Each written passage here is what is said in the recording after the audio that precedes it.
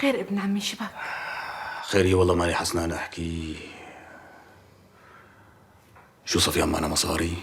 صفيان شي ليرتين وربع. بس هدول صفيانين؟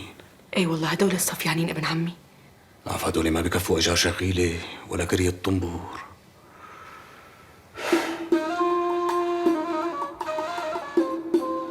خد ابن عمي بيعها وتصرف بحقها. خد.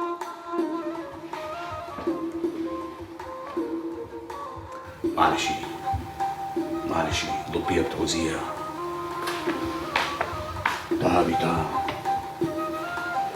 تعبي يسعد لي الله. أنا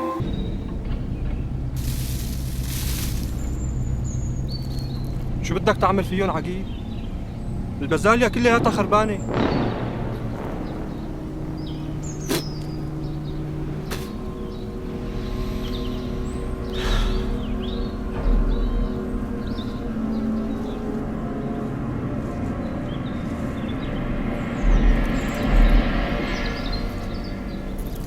شو بدي أعمل فيهم يعني؟ شو بدي أعمل فيهم؟ حسبي الله ونعم الوكيل. شو راح نساوي هلا؟ والله ما بعرف. لك مين بيعرف أنا؟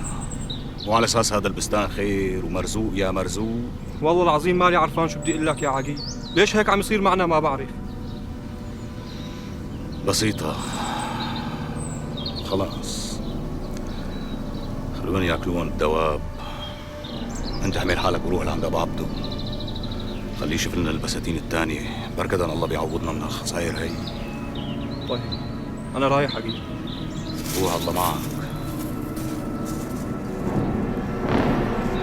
حسبي الله ونعم الوكيل. حسبي الله.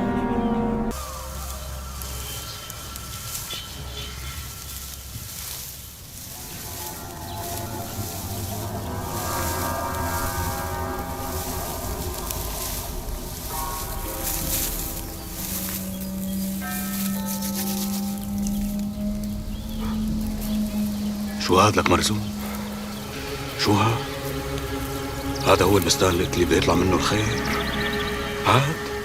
لا حول ولا قوة الا بالله العلي العظيم. فعلا لا حول ولا قوة الا بالله العلي العظيم. حسبي الله ونعم الوكيل. والحل ما بيطلع منه شيء؟ شو بده يطلع منه يا عقيل؟ السوس فايت فيه والعصافير كلها نازلة عليه.